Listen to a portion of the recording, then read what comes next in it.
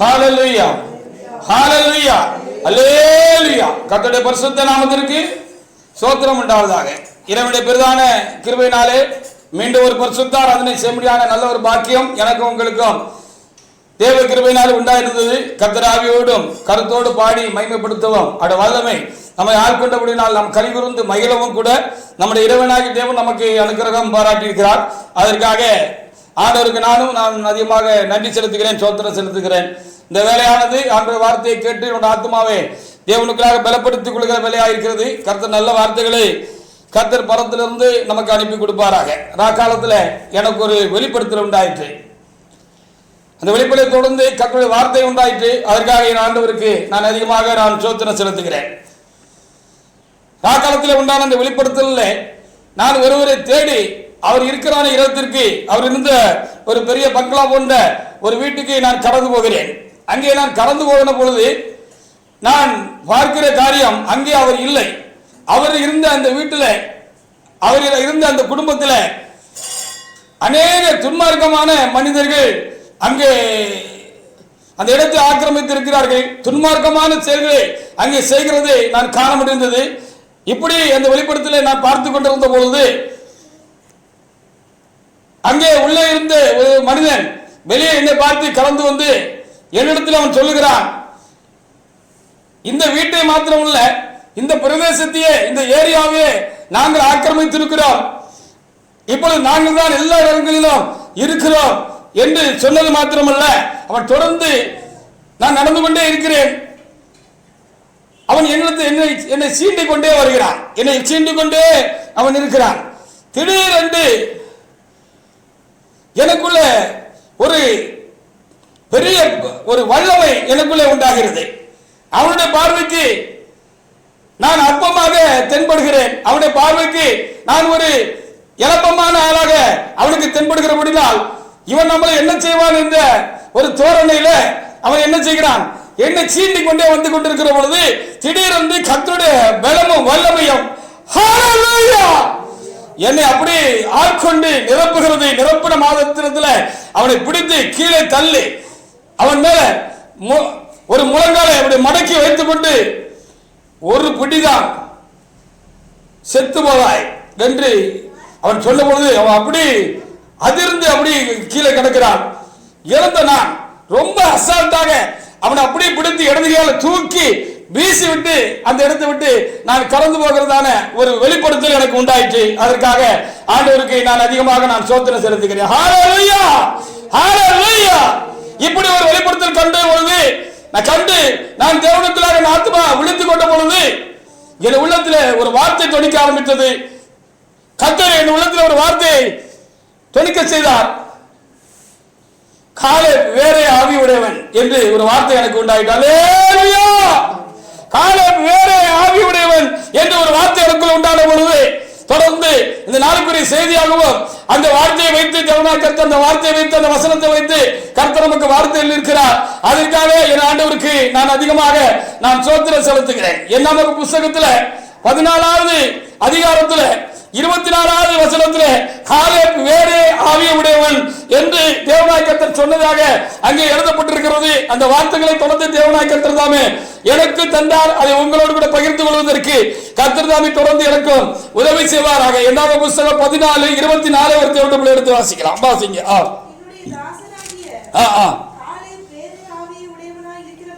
வேறே ஆவி உடையவனாய் இருக்கிறபடினால், உத்தமமாக என்னை பின்பற்றி வந்தபடினாலும் அவன் போய் வந்த தேசத்திலே அவனை சேர பண்ணுவேன். அவன் சந்ததியார் அதை சுதந்திரத்துக் கொள்வார்கள் என்ற வார்த்தையின் தேவனாய் கர்த்தர் தாமே தொடர்ந்து தந்தார். அதற்காக என் தேவனுக்கு நான் ஸ்தோத்திரம் செலுத்துகிறேன். தொடர்ந்து நமக்குள்ளாக இருக்கிற தேவ ஆவியானவர் தாமே இந்த நாளிலே நமக்கு என்ன சொல்ல நினைத்திருக்கிறாரோ அதை சொல்வதற்கு தொடர்ந்து என்னையும் பலப்படுத்த நல்ல வார்த்தைகள் தர தேவனுடைய ஜனங்கள் ஜெபத்தோடு கூட தேவ சமூகத்திலே காணப்படும்படியாக ஆண்டவர் சமூகத்திலே நான் உங்களை வேண்டிக் கொள்கிறேன். காலேப் வேறே ஆவியுடையவன் அப்படி என்று சொன்னால் காலேப்புக்குள்ளாக ஒரு விசேஷித்த ஒரு கர்த்தருடைய ஆவியானவர் அவருக்குள்ளாக இருந்தார் என்பதுதான் அதனுடைய காரியமாக இருக்கிறது. அதற்காக நாம் ஆண்டவருக்கு ஸ்தோத்திரம் செலுத்துவோமாக. அதனால்தான் 10 பேர் கானானை வேவு பார்க்கிறதுக்காக கடந்து போனார்கள். அப்படி 10 பேர் கானானை வேகமாக கடந்து போயிருந்த பொழுது அங்கே இருக்கிறதான நன்மையான காரியங்கள் எத்தனையோ இருந்தது. கர்த்தர் எகிப்திலிருந்து கூட்டிக் கொண்டு வருகிற பொழுது சொன்னது என்னவென்றால், நீங்கள் கானானை சுதந்திரித்துக் கொள்வீர்கள், இந்த எகிப்தினுடைய அடிமைத்தனத்திலிருந்து விடுதலையாக்கி உங்களை கானானில் கொண்டு போய் சேர்ப்பேன் என்று கர்த்தர் சொல்லியிருந்தார்.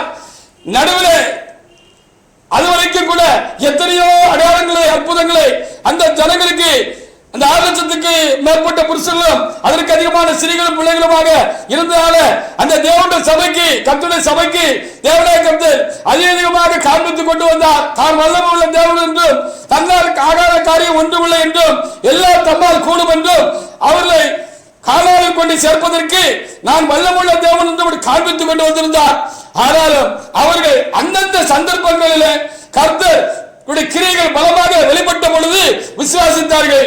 அந்த பலமான கிரியைகளை பார்த்துவிட்டு அடுத்து நெருக்கடிகள், ஏதாவது பிரச்சனைகள், எதிரான காரியங்கள் வருகிற பொழுது அவர்கள் கர்த்தரை விசுவாசிக்கவில்லை. அப்படிதான் இந்த இடத்துல வேவு பார்க்க போன 10 மனிதர்கள் 8 பேர் வந்து நல்ல தேசம் தான் என்று சொன்னவர்கள் அங்கே அப்படியாக இருக்கிறோம். எனக்கு போன்றதான பெரிய ராட்சசர்கள் அங்கே கண்டோம்.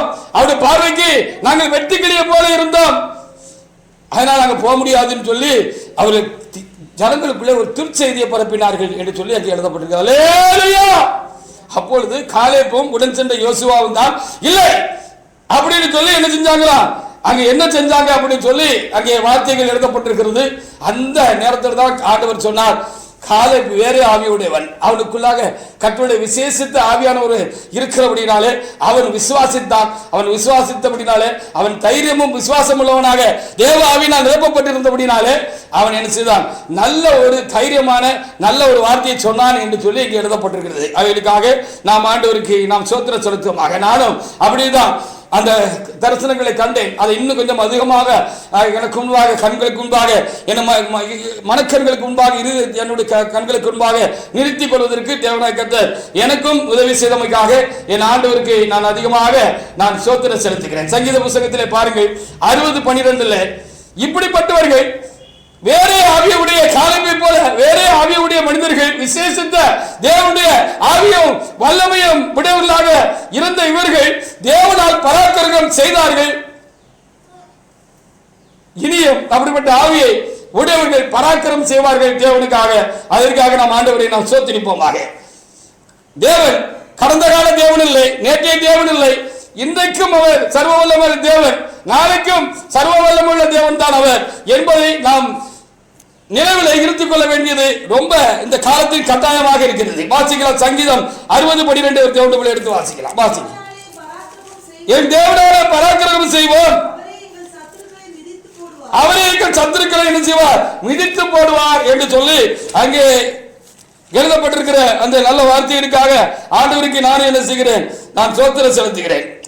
தாவீது ராஜா அப்படி யுத்தம் கலந்து யுத்தத்திலே அவர் ஏதோமீரை உப்பு பள்ளத்தாக்கு 12,000 பேரை வெட்டின பொழுது அவர் சாட்சி வழங்குவதற்காக இப்படி ஒரு சங்கீதத்தை பாடலை அவர் எழுதி வைத்தார் என்று சொல்லி சொல்லப்பட்டிருக்கிறது. கடைசி பகுதியிலே தேவனாலே பராக்கிரமம் செய்வோம், அவரே எங்கள் சத்துருக்களை மிதித்து போடுவார் என்று சொல்லி அங்கே எழுதப்பட்டிருக்கிறார். அதுக்கு முந்தின வசனத்தில் பார்த்தா மனுஷனை நம்புறது விருதா, நாங்க மனுஷங்களை நம்பி இல்லை, நாங்கள் தேவனை நம்பி இருக்கிறோம்.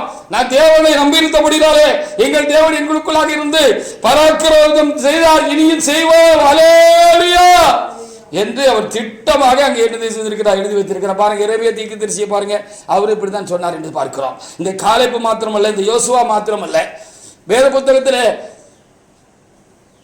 அநேக பரிசுத்தவான்களை விசேஷித்தவர்களை நாம் காண்கிற பொழுது பார்க்கிற பொழுது அவர்கள் வேற ஆவியுடையவர்களாக காலேப்பை போல வேற ஒரு விசேஷித்தமான ஒரு ஆவியுடையவர்களாக அவர்கள் காணப்பட்டார்கள் என்று சொல்லி நான் பார்க்கிறோம். நான் இந்த செய்தியை நான் தேவனுக்குள்ளாக ஆயத்தப்படுத்திக் கொண்டிருக்கிற பொழுது ஆண்டவர் இடையில சொன்னார், அவர்கள் எல்லாம் எனக்கு விசேஷித்தமானவர்கள் என்று சொல்லி சொன்னார். அல்லேலூயா, நீயும் எனக்கு விசேஷித்தமானவன் என்று கர்த்தர் எனக்கு சொல்லி இருக்கிறார். ஹல்லேலூயா. இன்றைக்கு பார்க்கிறதற்கு அந்த வெளிப்படுத்தல காணப்பட்டது போல நான் இழப்பமாக பார்க்கிறதுக்கு மனுஷனுடைய பார்வையில் அல்லது சாத்தானுக்கு கூட நான் இழப்பமானவனாக விளைவீனமாக என்னவனாக ஒன்றும் செய்ய திராணி இல்லாதவனாகத்தான் இருக்கிறதாக தோன்றுகிறது. ஆனாலும் அந்த காலேபுக்குள்ள இருந்த அந்த விசேஷித்த ஆவியானவர் எனக்குள்ளும் இருக்கிறார் என்பதை தேவனாகிய கர்த்தர் தாமே ஒவ்வொரு சமய சந்தர்ப்பங்களிலும் அவர் உறுதிப்படுத்திக் கொண்டே இருக்கிறார். அதற்காக என் தேவனுக்கு நான் அதிகமாக ஸ்தோத்திரம் செலுத்துகிறேன். உங்களுக்குள்ளும் இருக்கிறார். அல்லேலூயா. அதற்காக ஆண்டவரை நாம் ஸ்தோத்திரிப்போமாக. எரேமியா 20:11 எடுத்து வாசிக்கலாம். இவர்கள் எல்லாம் கர்த்தருக்கு இடம் கொடுக்கிறவர்களாக இருந்தார்கள்.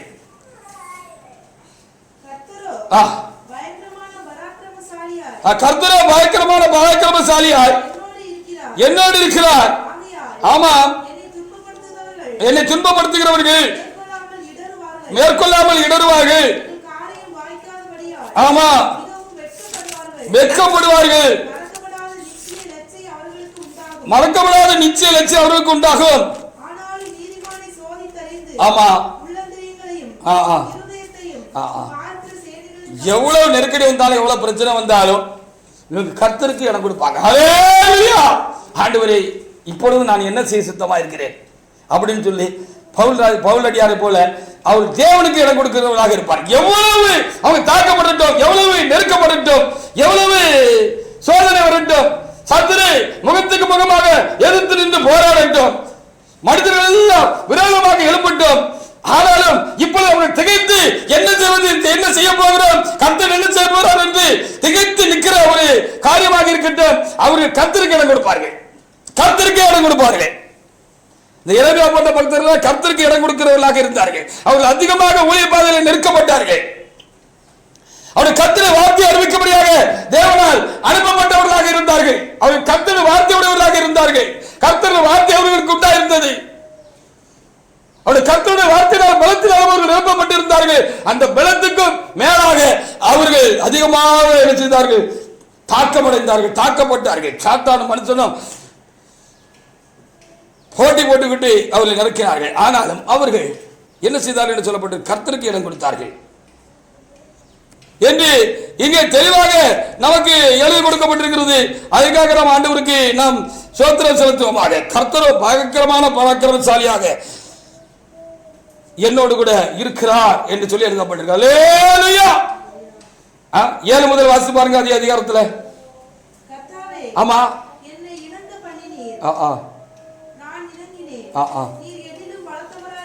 என்னிலும் வளர்த்தவராக இருந்து என்னை மேற்கொண்டேன். நாள்தோறும் நான் நகைப்புக்கு இடமானேன். எல்லாரும் என்னை பரிகாசம் பண்ணுகிறார்கள். நான் பேசினது முதற்கொண்டு கதறுகிறேன், கொடுமை என்றும் கால்படி கொண்டு சத்தமிட்டு கூறுகிறேன். ஆண்டவர் சொன்னதாப்பா நான் சொன்னேன். ஆண்டவர் என் இருதயங்களை நிரப்பி, என் ஆவியை நிரப்பி, என் ஆவிக்குள்ள ஆவியை நிரப்பி, என் ஆவியில இருந்து என் தேவனாய் கர்த்தர் என்னத்தை இந்த ஜனங்களுக்கு, இந்த துஷ்ட ஜனங்களுக்கு, இந்த இஸ்ரவேல் ஜனங்களுக்கு தேவனாய் கர்த்தர் எனக்கு சொல்ல என்ன சொன்னாரோ அந்த வார்த்தையை நான் அடக்கிக் கொள்ள பார்த்தேன். அடக்கிக் கொள்ள முடியவில்லை. எனக்குள்ள இருக்கிற கர்த்தர் பயங்கரமான பராக்கிரமசாலியாக என்னோடு இருக்கிறார். அவர் என்னை அடக்கி வைத்தால் என்னால் அடக்க முடியவில்லை. ஆகையினால் அதை நான் கர்த்தர் என்ன சொல்ல சொன்னாரோ அப்படி சொல்லிவிட்டேன். அல்லேலூயா. இப்படி நான் சொன்னதுனால இந்த ஜனம் என்னை பகைக்கிறது. நான் கர்த்தருடைய வார்த்தையை தான் சொன்னேன். ஆனா அந்த வார்த்தையே எனக்கு இப்போ நாள்தோறும் என்ன இருக்கு, எனக்கு நிந்தை பரியாசமா இருக்கிறது. கர்த்தர் சொன்னானே என்ன நடந்துச்சு, ஒண்ணு நடக்கலையே அப்படின்னு சொல்ற மாதிரி இருந்துச்சு. ஏன் என்று சொன்னார், இவரை போல தீர்க்கதரிசனம் இருக்கிற கள்ள தீர்க்கதரிசிகள், போலி தீர்க்கதரிசிகள், போதகர்கள் என்று சொன்னார்கள். அதற்கு மாறானவர்களை சொன்னார்கள். அதற்கு ஏதுவாக நம்புறதுக்கு ஏதுவாக சில காரியங்களும் அங்கே அனுகூலமாக இருந்தது போல இருந்தது என்று சொல்லி நான் பார்க்கிறேன். அதனால நான் என்ன செய்ய வேண்டாம், இனிமே ஆண்டவர் வார்த்தையை சொல்ல மாட்டேன் அப்படின்னு அவர் உள்ளுக்குள்ள அப்படி சொன்னாரா, தனக்குள்ள சொல்லிவிட்டாரா, ஆண்டவர் இனி நான் உங்களோட வார்த்தையை சொல்ல மாட்டேன், நான் உங்களோட வார்த்தையை தான் சொன்னேன், ஆனால் ஜனங்கள் என்ன விசுவாசிக்கல, நம்பல, எனக்கு விரோதமாக எழும்பிட்டாங்க அப்படின்னு எழுதப்பட்டிருக்கிறது. அவைகளுக்காக நம்ம ஆண்டவருக்கு நாம் ஸ்தோத்திரம் செலுத்துவோம். வாசிங்க அடுத்த வசனம். அதனால் அவரை பிரஸ்தாபம் பண்ண ஒரு வார்த்தை அவர் சொன்னதை வெளியே சொல்லாமலும் கர்த்தர் சொன்னார்னு சொல்லாமலும் நான் அப்படிதான் இருப்பேன் என்றேன். ஆனாலும்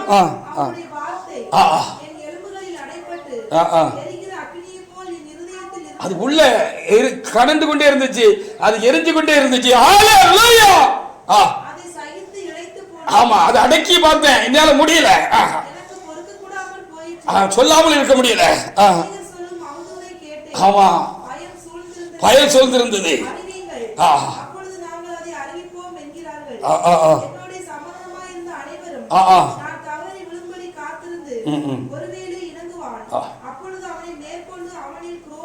ஏதோ சொன்னேன் அப்படின்னு தலையை சொரிஞ்சு கர்த்தர் சொன்னார்னு ஏதோ சொன்னேன்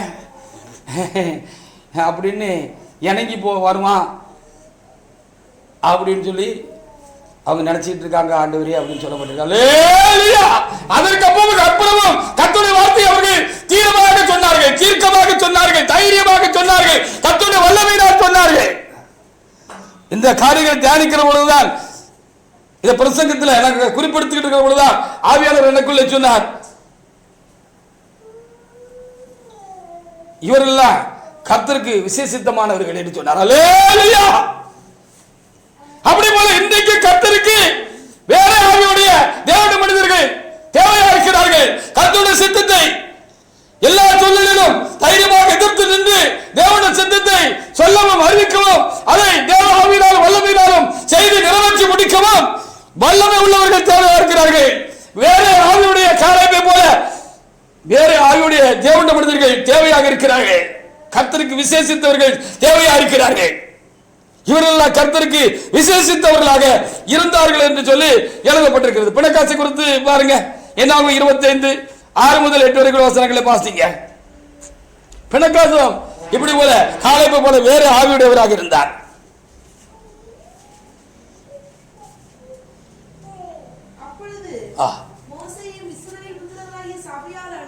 ஆமா, ஆசாரிப்பு கூட வாசலுக்கு முன்பாக அழுது கொண்டு நிற்கையில் அவருடைய கண்களுக்கு முன்பாக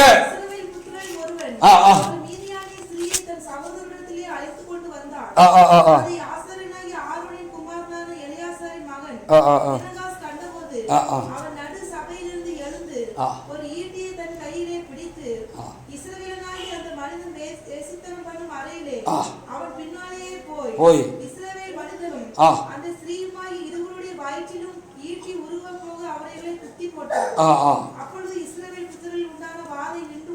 என்று சொல்லி எழுதப்படுது.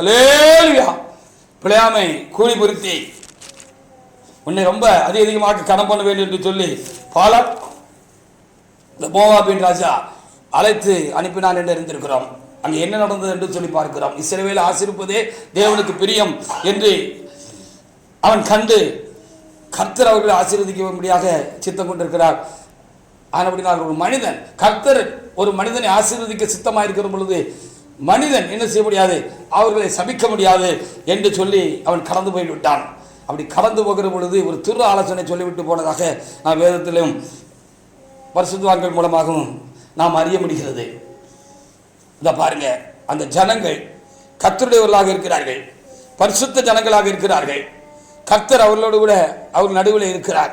அவர்கள் பாவம் செய்து விட்டார்கள் என்று சொன்னால், கர்த்தருக்கு பிரியமில்லாத காரியங்களை செய்து விடுவார்கள் என்று சொன்னார், அவர்களை விட்டு கர்த்தர் விலகி விடுவார். அப்பொழுது நீங்க லேசா என்ன செஞ்சிடலாம், அவங்கள நீங்க ஜெயிச்சிடலாம். அப்ப இதுக்கு ஒரே ஒரு வழி என்ன இருக்குன்னா, அவங்கள பாவம் செய்ய பண்ணணும். பாவம் செய்ய பண்ணிட்டா, பாவம் சபைக்குள்ள வந்துட்டா, பாவம் ஒரு தேவனுடைய மனுஷனுக்குள்ள வந்துட்டா, பாவம் ஒரு தேவ பிள்ளைகளிடத்துல வந்துவிட்டால் அவர்கள் பலட்சியப்பட்டு போய்வார்கள், பலன் இல்லாமல் போய்விடுவார்கள். யாரை போல? சிம்சனை போல. அப்போ லேசா அவர்கள் என்ன செய்யலாம், நீங்க தட்டிடலாம், ஜெயிச்சிடலாம் அப்படின்னு ஒரு பொல்லாத ஆலோசனை அந்த பிள்ளையாம் சொல்லிவிட்டு போனதாக நாம் அறிய முடிகிறது. அதை பின்னால் எழுதப்பட்டிருக்கு. பிள்ளையாம் சொன்ன ஆலோசனை அப்படி சொல்லி சொல்லப்பட்டிருக்கு. என்ன ஆலோசனை? இந்த ஆலோசனை தான். இத பாலக்ராஜா மனசுல கொண்டு என்ன செஞ்சான்ல, நல்ல அழகான ஸ்திரீகளை இஸ்ரவேல் பாளையத்துக்களை விட்டு பலவீனமாக இருந்த ஜனங்களை விபச்சார பாவத்தில் தள்ளி விட்டுட்டான். விபச்சார பாவத்தில் தள்ளி விட்டா பொம்பளை பின்னால் போக ஒரு மனுஷன் ஆரம்பிச்சுட்டான்னு சொன்னால் கர்த்தரை விட்டு விடுவான். என்னைக்கு ஒரு மனுஷன் பொம்பளைக்கு பின்னால் போகக்கூடாது, அது யாராக இருந்தாலும் சரிதான். கர்த்தருக்கு பின்னால் தான் போகணும், பொம்பளைக்கு பின்னால் போகக்கூடாது. கர்த்தர் தான் சரியா நம்மளை நடத்துவார். கர்த்தருடைய ஆலோசனை தான் சரியா இருக்கும், மற்றவர்கள் ஆலோசனை சரியா இருக்காது. ஒரு காலம் பொம்பளைக்கு பின்னால போகக்கூடாது. பொம்பளைக்கு பின்னால போக ஆரம்பிச்சுட்டாங்க. ஜனங்கள் விபச்சாரம் பண்ண ஆரம்பிச்சுட்டாங்க. அப்போ இந்த இச்சையில விழுந்தவன் அது பொம்பளைக்கு அடிமையாயிருவான். அந்த பொம்பளைக்கு அடிமையானவன் என்ன செஞ்சான்? விக்கிர ஆராதனையும் செஞ்சான் அப்படின்னு சொல்லி நம்ம பார்க்க போகிற பாகால் பேரை பற்றி கொண்டார்கள் ஜனங்கள்.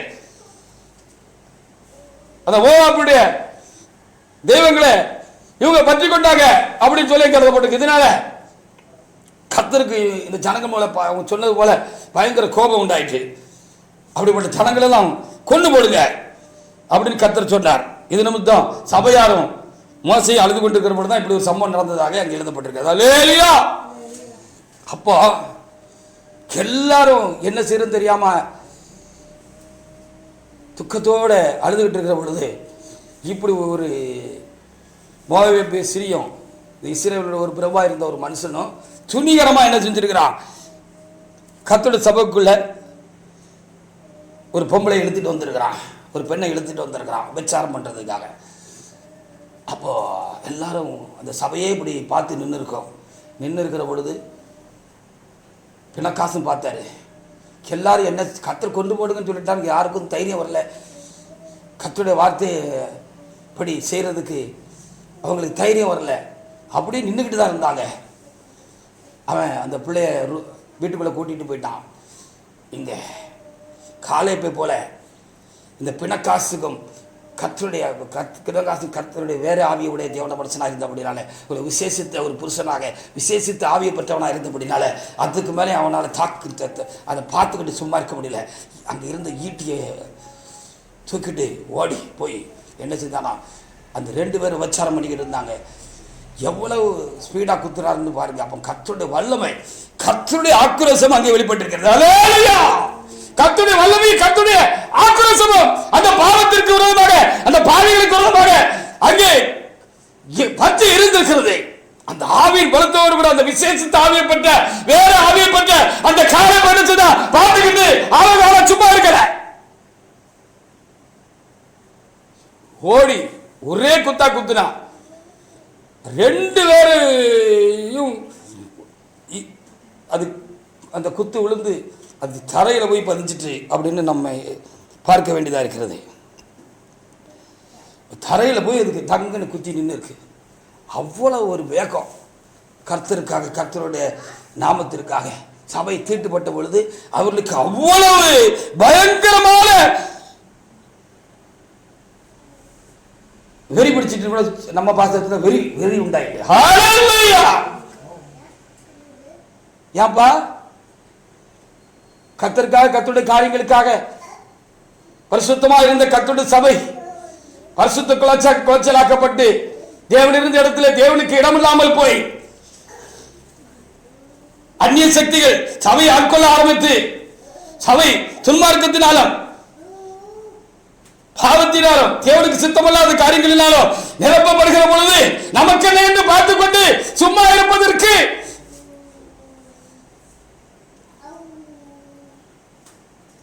நீங்கள் வேண்டுமானால் அதற்கு விளக்குவரை எழுதி கொண்டிருக்கலாம்.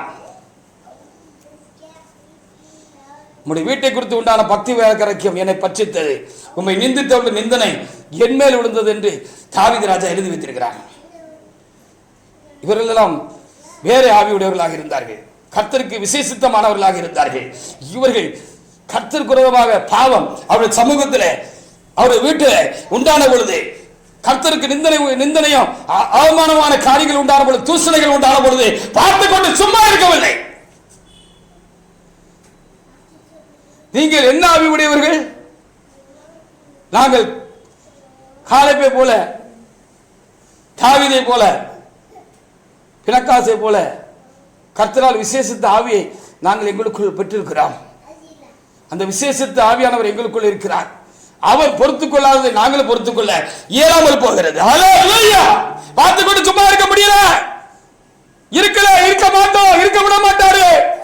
அதான் கர்த்தர் வேற காலம் வேற ஆவியுடையவர் என்று சொல்லி அங்கே எழுதப்பட்டிருக்கிறது. காலம் பதில் சொல்லும். யார் தேவ ஆவியை பெற்றவர்கள், யார் தேவனுக்காக பக்தி வைக்கப்பட்டவர்கள், யார் தேவனுக்காக நிற்கிறவர்கள் என்பது காலம், கடவுளும் பதில் சொல்ல காலம் ரொம்ப தூரத்தில் இல்லை. தேவன் அவர்களை ஆசீர்வதித்தார் என்று நாம் தொடர்ந்து பார்க்கிறோம். 10 முதல் 13 வரைக்குள்ள அந்த காரியங்களில் நாம் அங்கே வாசித்தோம். அதற்காக நாம் ஆண்டவருக்கு நாம் ஸ்தோத்திரம் சொல்லுவோம். என்னாம புத்தகத்தில் 10 முதல் 13 வரைக்குள்ள வசனங்களை கூட ஒரு தேவனுடைய எடுத்து வாசிக்கலாம். என்னாம புத்தகம் 25 10 முதல். கர்த்தர் மோசேயை நோக்கி, நான் எரிச்சலில் இஸ்ரவேல் புத்திரரை நிர்மூலமாக்கி முழு சபையும் நான் அதமாக்கி போடாதபடிக்கு. ஆமா, பினகாஸ்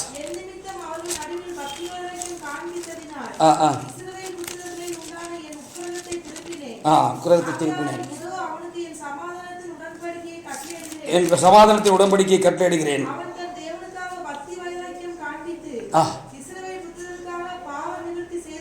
ஆமா,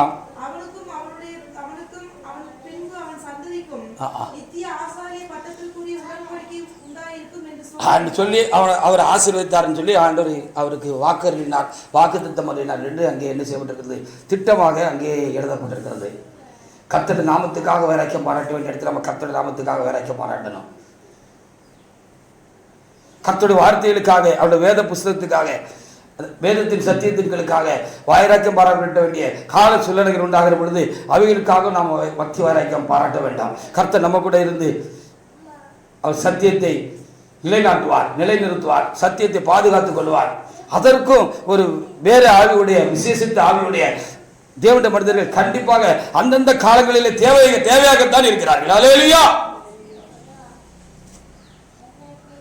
ஆரம்ப காலங்களில், இடைக்காலங்களில் இஸ்லாமியர்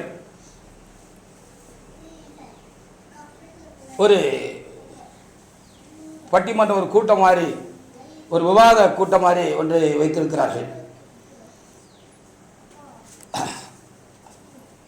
இந்த உலகத்தில்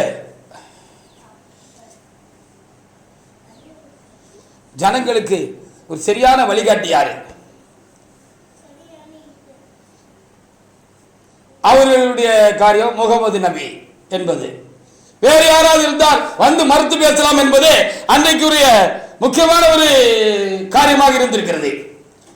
அதற்கு மாறாக யாராவது என்று விசுமிக்க கூடுமானால், நிரூபிக்க கூடுமானால் வந்து நிரூபிக்கலாம் என்று சொன்ன பொழுது இந்த சவாலை தலைமையாக அவர்கள் ஏற்றுக்கொண்டு அந்த முகமதியில் இருந்த முஸ்லிம்கள் அந்த நடத்தின அந்த கூட்டத்திலே கலந்து போய் அவர்கள் எல்லாரும் முகமது எப்படி ஜனங்களுக்கு முன்மாதிரியாக வழிகாட்டியாக அவர் இருந்தார் என்று பல காரியங்களை சொன்ன பொழுது கடைசியில பெரியா எழுந்து இயேசுவே ஜனங்களுக்கு முன்மாதிரி வழிகாட்டியமாக இருக்கிறார் என்று சொல்லி முகமது கிடையாது என்று சொல்லி திட்டமான காரியங்களை வேதத்தின் அடிப்படையில் அனுபவங்களிலிருந்து அவர் சாட்சி பகிர்ந்த பொழுது அங்கே இருந்தாலும் முஸ்லிம் சகோதரர்கள் விசேஷமாக வாலிபர்களும் எழுந்து ஹோல் சத்தம் போட்டு ஐயாவுக்கு கரவொலி எழுப்பி இருக்கிறார்கள். ஹல்லேலூயா.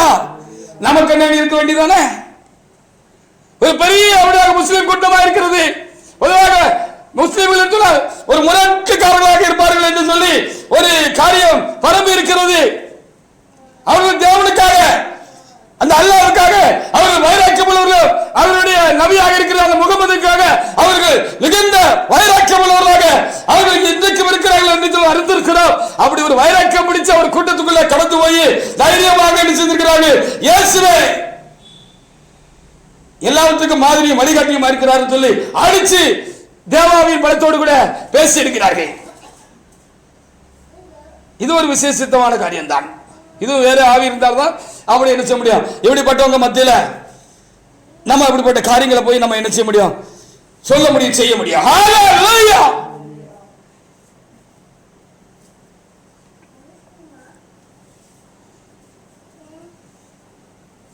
ஒரு நிர்பயமான ஒரு தேவனுடைய மனுஷனாக அவர் தேவனால் அழைத்து நம் மத்தியில் அனுப்பப்பட்டிருந்தார் என்பது உண்மையான காரியம். அது அவர் ஐயாவுக்குள்ள இருந்த சொந்த காரியம் அல்ல, அதை நம்ம சரியா வழங்கிக்கிடணும். அது தேவனால் அனுப்பப்பட்ட ஒரு வேறு ஆவியாக இருந்தது, ஒரு பலமுள்ள ஆவியாக இருந்தது. அதனால அப்படி செய்யப்படுகிறது. இல்லாவிட்டால் எவ்வளவு பெரிய சண்டையரா இருந்தாலும் சூழ்நிலை எதிர்பாரா மாறிட்டு அப்படின்னு சொன்னா செஞ்சிருவான், காலில் விழுந்துருவான். நான் அப்படி நிறைய காரியங்களை நான் பார்த்திருக்கிறேன், கேட்டிருக்கிறேன். எவ்வளவு பெரிய தாராவா இருந்தாலும் என்ன செய்வான், 7 பேர் 10 பேர் 15 பேர் கத்தி கம்பு கருவால உணவுட சூழ்ந்துக்கிட்டா, இவன் நிராயுதபாணியா இருக்கா, எதிர்பார மாட்டிக்கிட்டான் அப்படின்னு சொன்னா, ஐயோ என்னை கொண்டுறாத, வெட்டிடாத, என்னை விட்டு அப்படின்னு அலற ஆரம்பிச்சிருவான். ஆனா எந்த சூழ்நிலையிலும் தேவனுடைய மனிதர்கள் நிமிர்ந்து நின்றார்கள், தைரியமாக நின்றார்கள், பேசினார்கள், கர்த்தருக்காக சாதித்தார்கள் அப்படின்னு சொன்னா அது கர்த்தருடைய ஆவியினால் உண்டாயிற்று. அதுதான் காலேப் வேற ஆவியுடைய ஒரு விசேஷித்த மண் என்று சொல்லி அங்கே எழுதப்பட்டிருக்கிறது. அப்படி பெரிய அப்படி இருந்தாங்க, இல்லைன்னு சொல்ல முடியாது.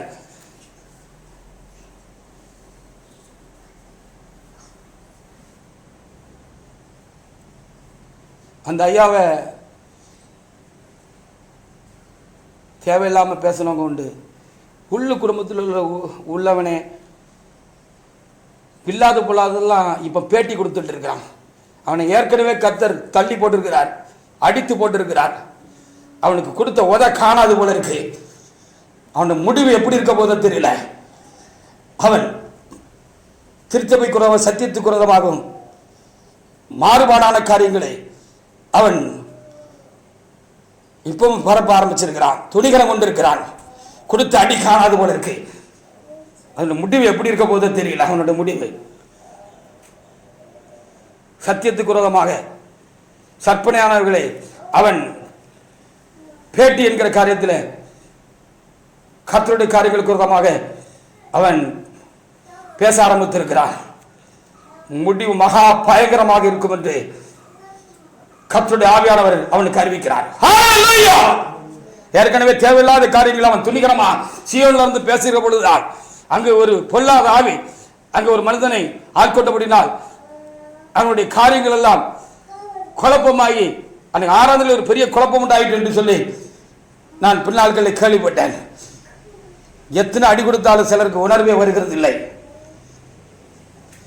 திருந்தட்டும் என்று சொல்லி கர்த்தரும் அடி கொடுக்கிறார், இவர்கள் திருந்த மாட்டார்கள் போயிருக்கிறது. முடிவு என்னமாக இருக்க போகிறது தெரியவில்லை. ஏற்கனவே இந்த கர்த்தர் இந்த ஆண்டில் சொல்லியிருக்கிறார், தீமைகளை திருச்சபையில் காணப்படும் தீமைகளை வேறு இருக்கிறார்கள் என்று சொல்லியிருக்கிறார். இவர் வேறு இருக்கப்பட்டு போகாதபடிக்கு இவர்களுக்கு கொஞ்சம் பயமும் உணர்வும் இருந்தால் நன்றாயிருக்கும் என்று நான் எண்ணுகிறேன். அப்ப பாருங்க, பேச வேண்டிய இடத்துல பேசணும், போதிக்க வேண்டிய இடத்துல போதிக்கணும், சாதிக்க வேண்டிய இடத்துல கர்த்தருக்காக சாதிக்கணும், நிக்கணும். இப்படிப்பட்டவர்கள் வேற ஆவியுடைய தேவனுடைய மனிதர்கள். இவர்களை கொண்டுதான் கர்த்தர் தம்முடைய வேலையை செய்து முடிக்க முடியும். உலகமே ஒன்று சேர்ந்து எடுத்து வந்து கர்த்தரின் சித்தத்துக்கு மாறாக வந்தாலும் ஒத்தை அணிக்கக்கூடிய ஒரு விசேஷித்த கிருபையும் வல்லமையும் இந்த வேற ஆவியருடைய இடத்துல இருக்கும். ஹல்லேலூயா.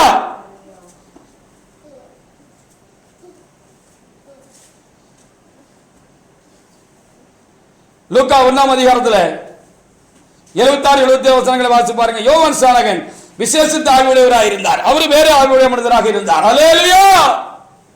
யாருக்கு பயப்படல, எதற்கு அவர் தயக்க காட்டல, அவர் முகத்தை பார்க்கல, பச்சைபாதம் பண்ணல. அவரை கர்த்தர் விசேஷித்த ஆவியினால் அவரை நிரப்பி இருந்தார்.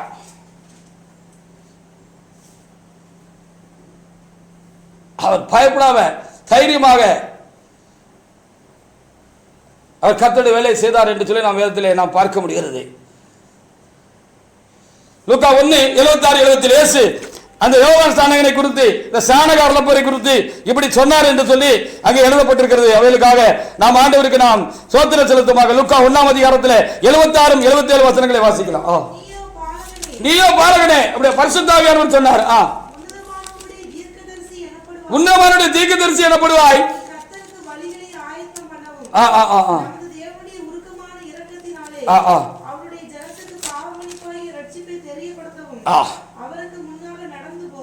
இன்னொரு இடத்துல ஆண்டவர் சொன்னார், நீங்கள் ஏற்றுக்கொள்வதா இருந்தால் வருகிறவனாய் எலியா இவன் தான் என்று சொல்லி அவர் சொன்னார் என்று சொல்லி எழுதப்பட்டிருக்கிறது. 15ஆம் வசனத்தை கூட வாசி பாருங்க. அவர் தாயின் வயிற்றில் இருக்கிற பொழுதே பரிசுத்தாவினால் நிரப்பப்பட்டிருந்தார் என்று சொல்லி வேத புத்தகத்தில் எழுதப்பட்டிருக்கிறது. ஒரு விசேஷித்த ஒரு காரியமா இருக்கிறது. இவரெல்லாம் வேற ஆவி விடவர்களாக இருந்தார்கள். சராசரியாக ஜனங்களுக்குள்ளே அசைவாடுகிற அந்த பரிசுத்த ஆவியானவருடைய காரியம் அல்ல, அதை காட்டிலும் மேம்பட்ட ஒரு பலமுள்ள ஆவியானவருடைய ஒரு விசேஷித்தமான காரியம் வேற லெவல்ல இவங்க மாதிரி பரிசுத்த வர்க்கத்தில் இருந்தது. அதனால காலம் வேற ஆவியுடையவர் என்று சொன்னார். உங்களால் அதை முடியாது, உங்களால் அதை கிரகிக்க முடியாது.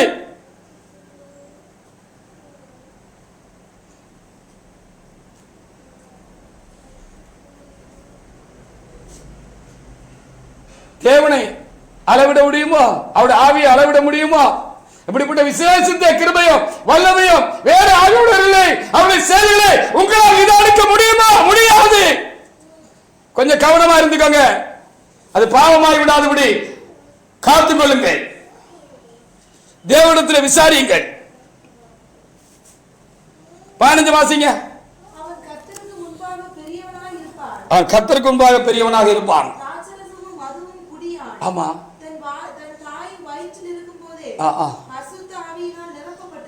அப்படியே நிரப்பப்பட்டதாக பின்னால பகுதியுடைய என் ஆண்டவருடைய தாயார் என்னிடத்தில் வந்தது எதனால் கிடைத்தது? இதை நீ வாழ்த்தின சத்தம் என் காதில் விழுந்த உடனே என் வயிற்றில் உள்ள பிள்ளை களிப்பாய் துள்ளிட்டு என்று சொல்லி சொல்லப்பட்டது.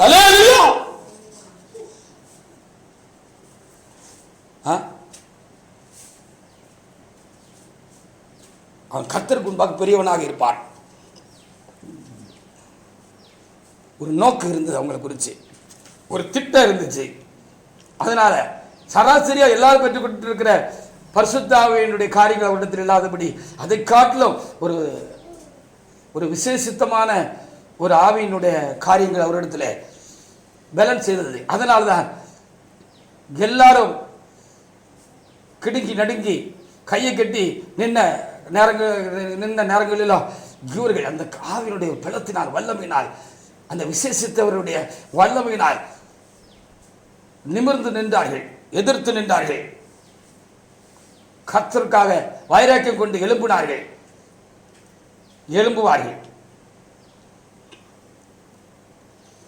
இவர்களெல்லாம் தேவனால் தீர்மானிக்கப்பட்டவர்களாக இருந்தார்கள். எரேமியா 1:5 வாசி பாருங்க.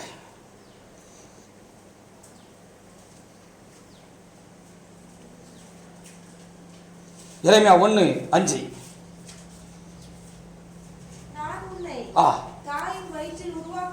உருவாவதற்கு முன்னே உன்னை அறிந்தேன்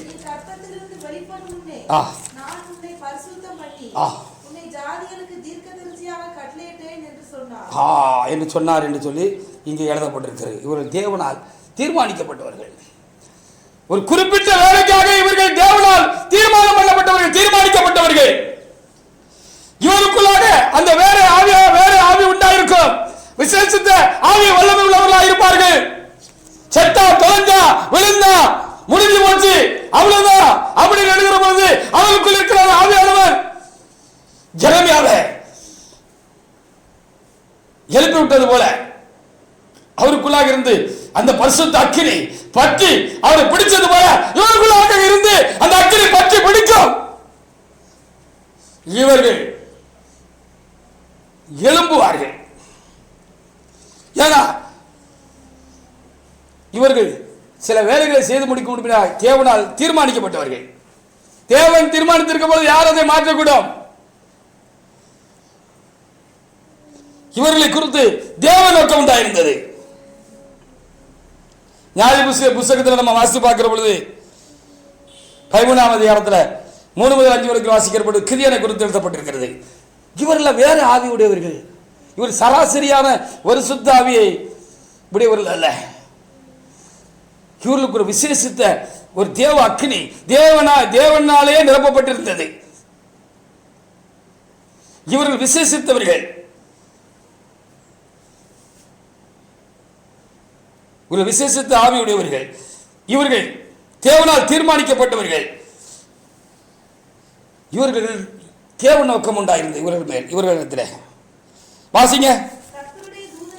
கர்த்தருடைய தூதனானவர் ஆமா ஆமா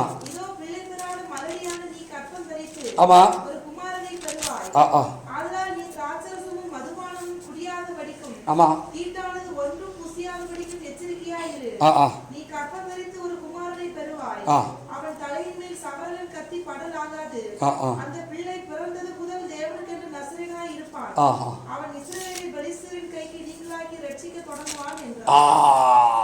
அப்போ சிம்சோனை குறித்து ஒரு நோக்கம் இருந்துச்சு, தேவ நோக்கம் இருந்துச்சு. அதனால ஒரு பலமுள்ள ஆவி இவரை நிரப்பி இருந்துச்சு. ஒரு பலமுள்ள ஆவி இவரை நிரப்பி இருந்துச்சு. ஹல்லேலூயா. 15, 15, 16 வாசித்து பாருங்க. ஒரு மனுஷன் செய்யக்கூடிய செயல் இல்லை இது. எவ்வளவு பெரிய பராக்கிரமசாலியா இருந்தாலும் ஒரு சரியான ஒரு ஆயுதம் இல்லாம இப்படி ஒரு பராக்கிரமம் செய்ய முடியுமா? இவரெல்லாம் பராக்கிரமசாலிகளாக இருந்தார்கள். தேவனால் பராக்கிரமம் செய்கிறவர்களாக இருந்தார்கள். வாசிங்க 15, 15, 16.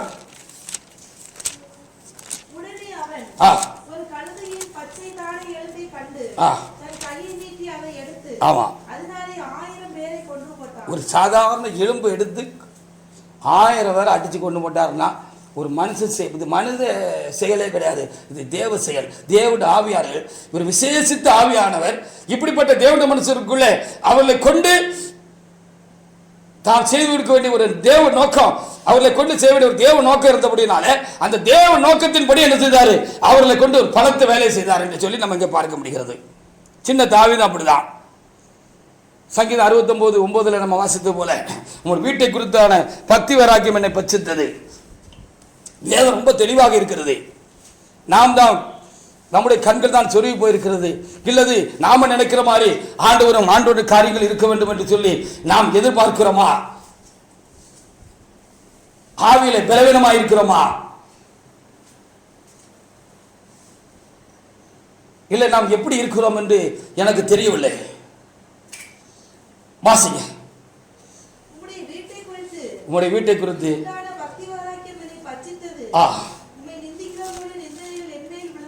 ஆமா, உண்மை குறித்தான பக்தி வைராக்கியம் என்னை பட்சித்தது அங்கே எழுதியிருக்கு. உங்கள் வீட்டை குறித்தான பக்தி வைராக்கியம் என்னை பட்சித்தது என்று எழுதப்பட்டிருக்கிறது.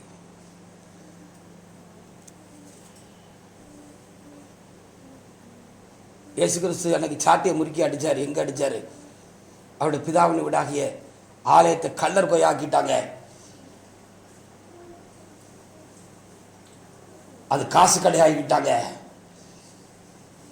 வியாபார ஸ்தலமாகிட்டாங்க. கர்த்தருக்கு சித்தமில்லாத காரியங்கள்லாம் அங்கே மண்டி கிடந்ததுன்னு சொன்ன பொழுது அவர் பிதாவிடத்தில் தான் அன்பா இருந்தார், அன்பா இருக்கணும் அப்படி தானே. அப்புறம் ஏன் அந்த பிதாவின் வீடு அங்கே கெடுக்கப்பட்டு போன பொழுது அவருக்கே அவ்வளவு கோபம் வந்துச்சு. கயிறை முறுக்கி அங்கேருந்து எல்லாரும் அடித்து துரத்தினாருன்னு எழுதப்பட்டிருக்கிறது.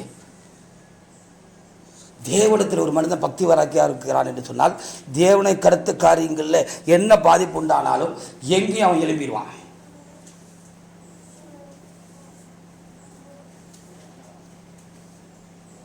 அதுதான் உண்மையாக இருக்கிறது. சின்ன தாவீது வேற ஆவியுடைய ஒரு தேவனுடைய மனிதனாக இருந்தார். சின்ன கிதியோன் வேற ஆவியுடைய ஒரு தேவனுடைய மனிதனாக இருந்தார். காலேப் வேற ஆவியுடைய மனுஷனாக இருந்தார். பினகாஸ் வேற ஆவியுடைய ஒரு மனுஷனாக இருந்தார். இப்படி நம்ம வேதத்தில் விசேஷித்தவர்களாக காணப்பட்டவர்கள் எல்லாம் ஒரு விசேஷித்த ஆவியை உடையவர்களாக காணப்பட்டார்கள்.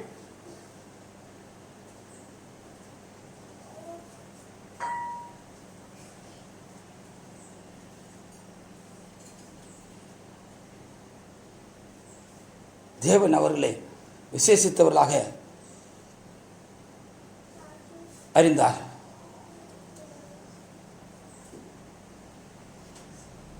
அவர்கள் தேவனால் தீர்மானிக்கப்பட்டவர்களாக இருந்தார்கள். தேவ நோக்கம் உண்டாயிருந்தது. இவரெல்லாம் மனிதர்கள் பார்வைக்கு, சாத்தாண்டு பார்வைக்கும் கூட அற்பமாக இருந்திருப்பாங்க தான் போல இருக்கு. நியாயாதிபதிகள் 6:29-30.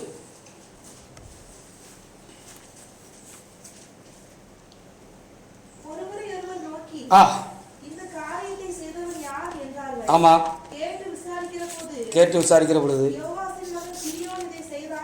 ஆமா, கிரியோன் தான் இந்த விக்கிரத்தோப்பதெல்லாம் வெட்டி போட்டார். ஆண்டவர் அவர்கிட்ட பேசினாரு, இவர் நீ போய் அந்த விக்கிரத்தோப்பை விட்டு அப்படின்னு சொன்னார். இவர் வந்து என்ன செஞ்சார், சூழ்நிலையெல்லாம் நேரம் ஆப்போசிட்டாக இருந்துச்சு. எதிரிகள் கைகளில் இஸ்ரவேல் ஜனம் அகப்பட்டு தவிச்சத காலமாக இருந்துச்சு.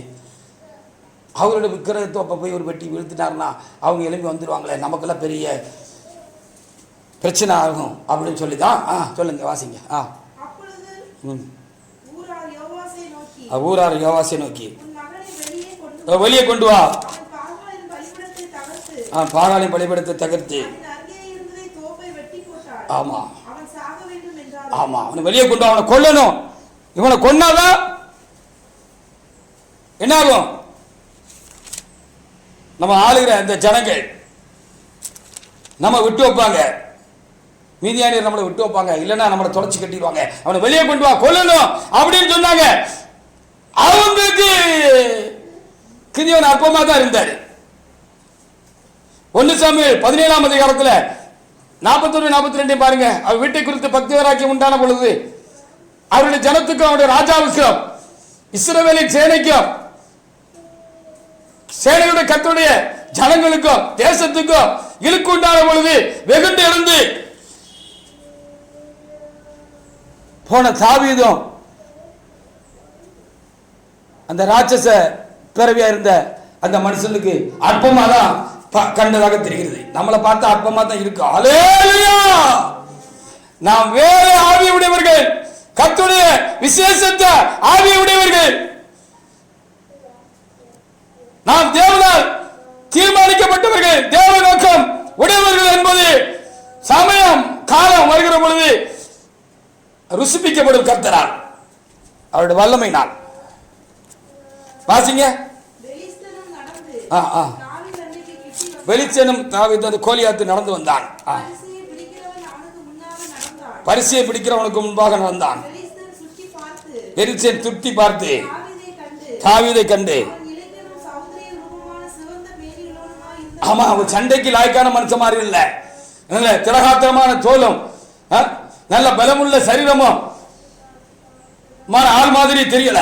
இளைஞனா இருந்தா, சௌந்தரிய உள்ள மகனா இருந்தா, பெரிய தோற்றம் அவனிடத்துல இல்ல. பார்த்து அவனை அசட்டை பண்ணினான் என்று எனக்கு எழுதப்பட்டிருக்கிறது. பாத்தீங்களா?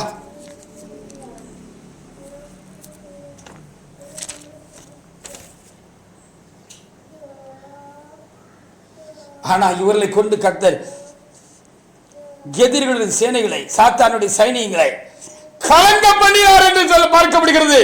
அவர்கள் அற்பமானவர்கள் தான், இறப்பமானவர்கள் தான், சின்னவர்கள் தான், சின்ன தாவீது தான், சின்ன கிதியோன் தான். ஆனா அவர்களுக்குள்ளாக ஒரு விசேஷித்த ஆவி இருந்தது, அவர்களை குறித்து ஒரு நோக்கம் இருந்தது.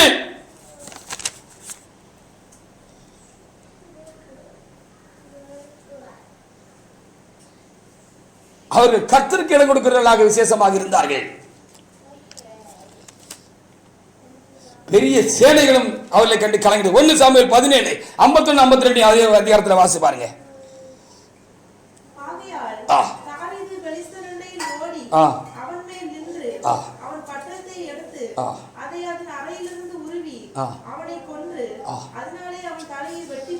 தலையை வெட்டி போட்டான். ஓடி போனார்கள். சேனையே, அந்த சேனையை கலங்கி போச்சு, கலங்கி சிதறி புறமுதுகிட்டு ஓடி போச்சு அப்படின்னு சொல்லி எழுதப்பட்டிருக்கிறது. அற்பமா தான் இருந்தாரு தாவீது. பார்க்கிறதுக்கு பயம் உண்டாகிற ரூபா அவர்கிட்ட இல்ல. நான் கர்த்தருடைய விசேஷித்த ஆவியானவர் அவர்களுக்கு இருந்தார். கர்த்தருக்கு இடம் கொடுக்கிற தேவண்ட மனிதர்களாக அவர்கள் எல்லாம் இருந்தார்கள். முதல்ல நம்ம கர்த்தருக்கு இடம் கொடுக்கிறவர்களாக இருக்கணும்.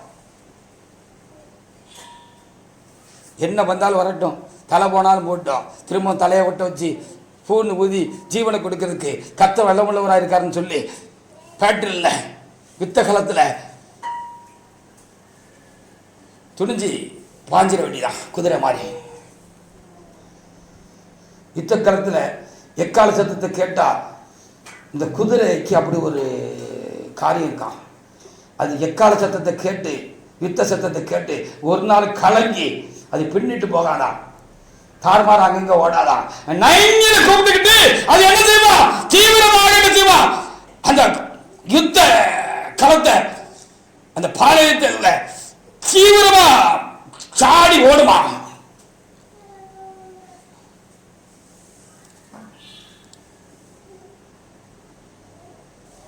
நியாயாதிபதி 7:12 முதல் வாசித்து பாருங்க. இவர்களை குறித்த பயம் கர்த்தரால் உண்டாயிற்று என்று சொல்லி அங்கு எழுதப்பட்டிருக்கிறது. என்னமோ எப்படியோ அப்படின்னு ஒருவேளை நீங்களும் நானும் இன்றைக்கு இருக்க கால காரியங்களை பார்த்து நம்ம அப்படியே ஒருவேளை கிதியோன் மாதிரி என்ன நடக்க போகுதுன்னு தெரியல அப்படின்னு நின்னா கர்த்தர் என்ன செய்வாரு?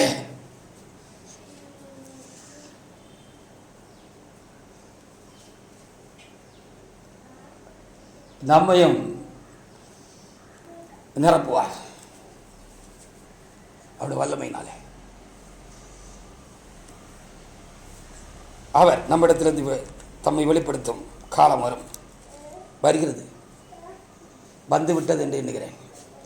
அதற்காக என் தேவனை நான் சோத்திருக்கிறேன். வாசிங்க நியாயாதிபதிகள் 7:12 முதல் வாசி பாருங்க. இந்த பொடிப்பைய வாரானா, கொஞ்சம் வேலை கூட்டிட்டு வாரானா அப்படின்னு சொல்லிதான் அந்த மீதியானியர் கூட்டம் நினைச்சிருக்கான். கர்த்தருடைய ஆவியானவருடைய கலக்கம் அந்த பேட்டில் உண்டாயிடுச்சு என்று சொல்லி நம்ம அங்கே பார்க்க முடியுது. வாசிங்க. மீதியானியரும் அமலேக்கியரும் ஆமா வெட்டுக்கிளைகளை போல திரளா இருந்தார்கள். ஆமா ஆமா ஆமா ஆமா. கிதியோனை பார்க்கிற பொழுது அவர் கூட்டத்தை பார்க்கிற கொசு மாதிரியே தெரிஞ்சிருக்கான். கிதியோன் வந்த பொழுது ஆமா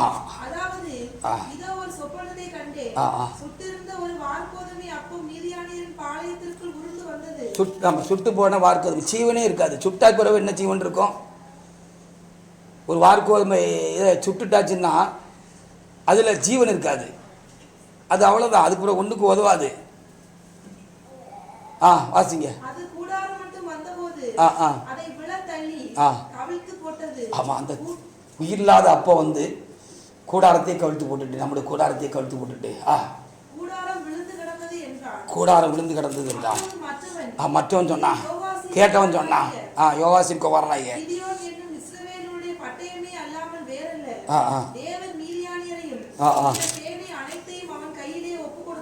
ஆமா. நாளைக்கு யுத்தம் கலக்கணும். இன்னைக்கு ராத்திரியே கர்த்தர் என்ன செஞ்சிட்டாரு, அந்த பெரிய அந்த சேனைக்குள்ள, அந்த மீதியான சேனைக்குள்ள வெட்டுக்கிளிகளை போல பரம்பி இருந்த அந்த சேனைக்குள்ள ஒரு கலக்கத்தை கர்த்தர் உண்டு பண்ணி விட்டார். ஹல்லேலூயா!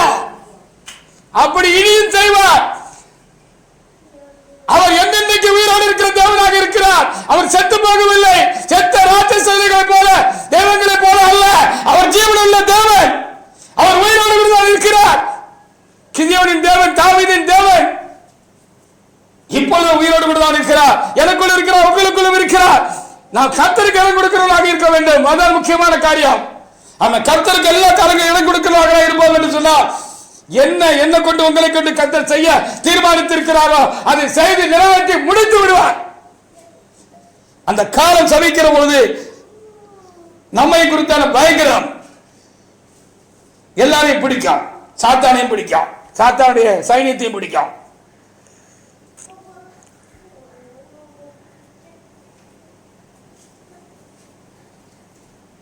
எலியா தீர்க்கதரிசி பேரியாவியுடைய ஒரு தேவனுடைய மனுஷனாக இருந்தார். அவர் விசேஷித்த அழைப்பு பெற்றவராக இருந்தார், விசேஷித்தவராக இருந்தார். அவரை குறித்து ஒரு தேவ நோக்கம் உண்டாயிருந்தது. அவர் தேவனால் தீர்மானிக்கப்பட்டவராக இருந்தார். அவர் தேவனே இடத்திலே பக்தி வாராக்கியம் உள்ள ஒரு தேவனுடைய மனுஷனாக இருந்தார். தேசம் விக்கிரத்தினால் நிறைந்திருந்தது, கள்ள தீர்க்கதரிசியால் நிறைந்திருந்தது. தேசம் தேவனை விட்டு சோரம் போயிருந்தது. இஸ்ரவேல் சமஸ்த சமயம் தேவனை விட்டு சோரம் போயிருந்தது.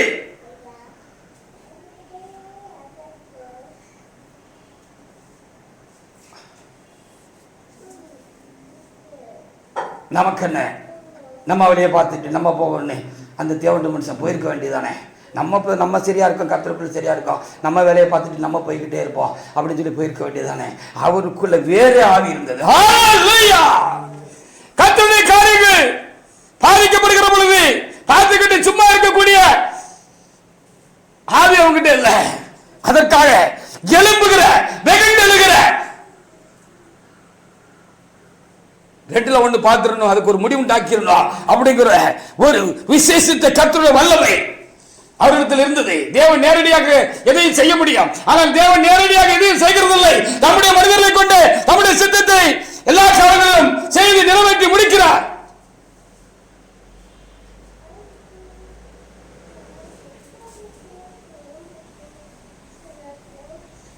எலியா தீர்க்கதரிசி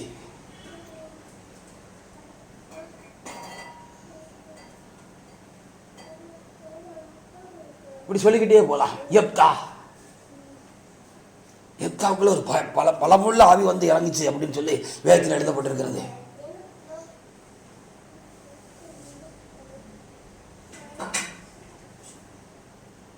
சில வேலைகளை செய்வதற்கு இப்படிப்பட்டவர்கள் தேவையா இருக்கிறார்கள். மற்றவர்களுக்கு அந்த தைரியமும் அந்த காரியமும் வரவே வராது.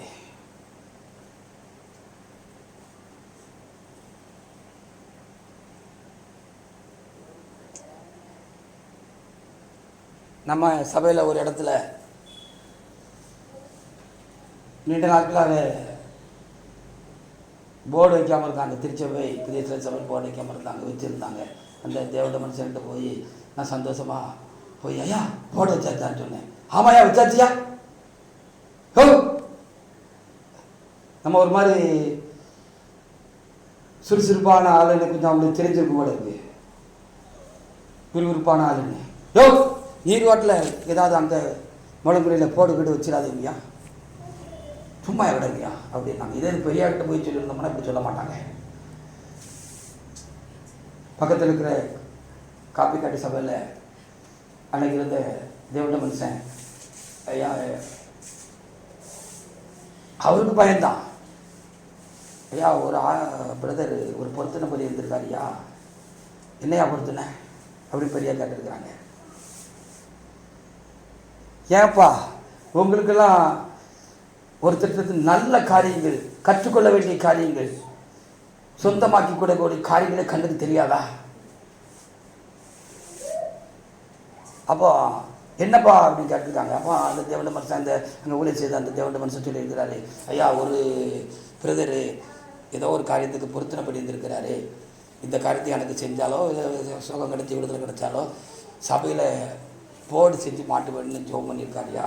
அவர் போர்டை செஞ்சுட்டு கொண்டு வந்து வச்சுட்டு இருக்காரு. இப்போ என்னையா செய்ய என்ன பையன், ஏன்னா அந்த போர்டு வச்சா பல பிரச்சனைகள் வரும். அப்படிப்பட்ட ஒரு நெருக்கடியான ஒரு சூழ்நிலையில் தான் இப்போ இந்த கன்னியாகுமரி மாவட்டம் இருக்குது. அப்போ பெரியா சொல்லியிருக்காங்க, அப்படியா பொருத்தனை பண்ணி கொண்டு வந்துருந்தானே, போர்டு கொண்டு வந்துருக்கானா, நீ வைகி நான் பார்த்துக்கிட்டேன், வரதை நான் பார்த்துக்கிட்டேன் இருக்காங்க. வச்சுட்டாங்க, ஒண்ணு நடக்கல. இன்னைக்கு வரைக்கும் அந்த போல அந்த இடத்துல தான் இருக்கு. இதான் நான் சொல்றேன், தேவனுடைய மனுஷர்கள் வேற ஆவி உடையவர்கள். இந்த மாதிரி வேலையெல்லாம் எல்லாரும் செய்ய முடியாது.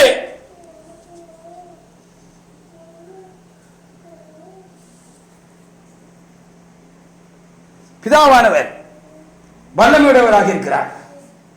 கிறிஸ்துவானவர் கிருபை மிக்கவராக இருக்கிறார். பரிசுத்த ஆவியானவர் சத்தியமுள்ளவராக இருக்கிறார்.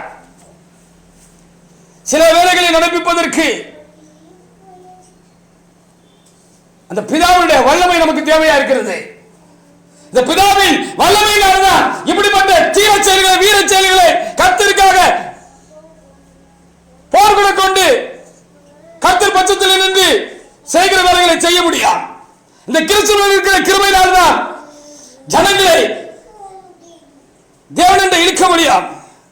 இந்த சத்தியம் உள்ள ஆவியானவரால் தான் சத்தியத்தில் நடக்க முடியும். தேவன் பிதா குமாரன் பரிசுத்த ஆவியானவராக இருக்கிறார். தேவன் ஒருவரே, அவர் பிதா குமாரன் பரிசுத்த ஆவியானவரே. ஆனாலும்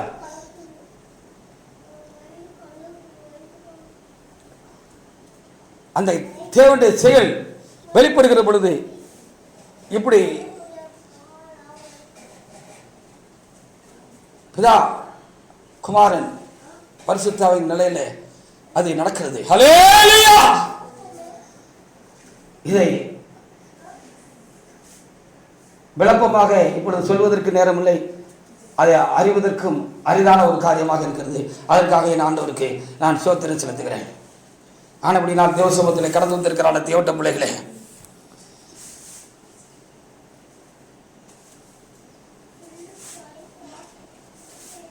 மத்தேயு 17:12 வாசிக்கலாம். காலை வேறே ஆவியோட மனிதன், அப்படி அநேகரை பார்த்தோம். எரேமியாவை பார்த்தோம், பிணக்காசை பார்த்தோம், தாவீதை பார்த்தோம், கிதியோனை பார்த்தோம், எலியா, எலிசா, யெப்தா, பட்டியலுக்கு கணக்கில்லை. வாசிக்கலாம் மத்தேயு 17:12.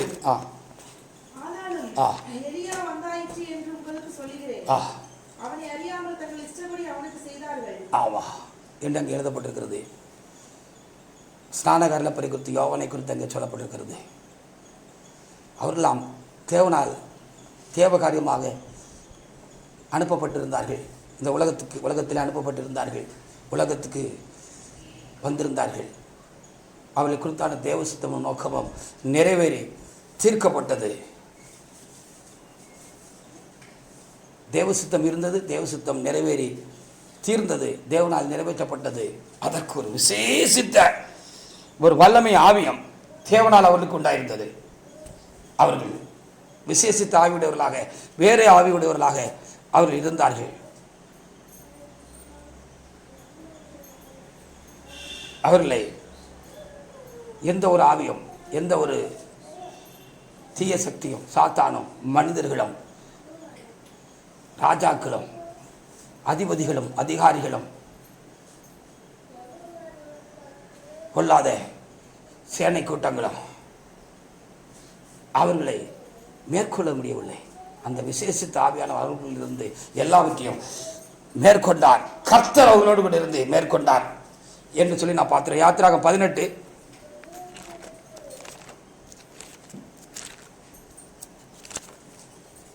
9 முதல் சில வசனங்களை வாசிக்கலாம்.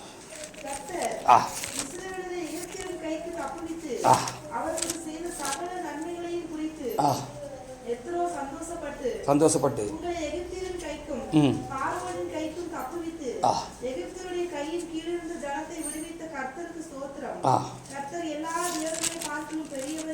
எல்லா தேவர்களை பார்த்து பெரியவர் என்பதை இப்பொழுது அறிந்திருக்கிறேன். அவர் இடும்பு செய்த காரியத்தில் அவர்களை அவர் மேற்கொண்டார் என்று அவன் சொன்னான் என்று சொல்லி அங்கே எழுதப்பட்டிருக்கிறது. அதற்காக நாம் ஆண்டவருக்கு நாம் ஸ்தோத்திரம் செலுத்துவாக. தேவ ஜனங்களை பாதுகாப்பதற்கு, பாவத்துக்கு விலக்கி காத்துக்கொள்வதற்கு, சாத்தானுடைய சைன்யங்களுக்கும் அவனுடைய தீக்கணைகளுக்கும் வல்ல காரியங்களுக்கும் வல்லமைகளுக்கும் தேவனுடைய ஜனங்களை விலக்கி காப்பதற்கு அன்றைக்கு ஒரு மோசையை தேவநாயகத்தில் எழுப்பினது உண்மையாக இருக்குமானால், இந்த கடைசி காலங்களிலும் விழுந்து கிடக்கிறதான தேவனுடைய ஜனங்களையும், திருச்சபையும், இந்த உலகத்தையும், முன்குறிக்கப்பட்டவர்களையும் சாத்தானுடைய வல்லமையிலும் ஆதிக்கத்திலிருந்து விடுவித்து பரமகானனுக்கு நேராக தொடர்ந்து கொண்டு செல்வதற்கு கண்டிப்பாக ஒரு மோசே, ஒரு யோசுவா, கண்டிப்பாக வேறே ஆவியுடைய விசேஷித்தவர்கள் தேவனால் கண்டிப்பாக அனுப்பப்பட வேண்டியது காரியமாயிருக்கிறது. சராசரியான எந்த ஒரு மனிதனும் தேவனால் அனுப்பப்படாதபடிக்கு இந்த வேலையை செய்து முடிக்க முடியாது. ஜனங்களை பரிசுத்தப்படுத்தி, அவர்களும் பரிசுத்தமாக இருந்து பரிசுத்தப்படுத்தி பூர்ணப்படுத்தி, அவர்களும் பூர்ணமாக்கி ஜனங்களை பூர்ணப்படுத்தி தேவ சன்னிதானத்தில் கொண்டு போய் நிறுத்துவதற்கு வேறே ஆவியுடைய விசேஷத்த ஆவியுடைய தேவனுடைய மனிதர்கள் இந்த காலத்திலும் தேவையாக இருக்கிறார்கள். கர்த்தர் அவர்களோடு கூட இருந்து எல்லாவற்றையும் மேற்கொள்வார். காலே வேறே ஆவியுடையவராக இருந்தார் என்று கர்த்தர் நம்மத்தில் பேசின வார்த்தைகளுக்காக நான் என் தேவனாய் கர்த்தரை சொல்லிக்கிறேன், சோத்திருக்கிறேன். கர்த்தர் இந்த வார்த்தைகளை ஆசீர்வதிப்பாராக. ஆமென்.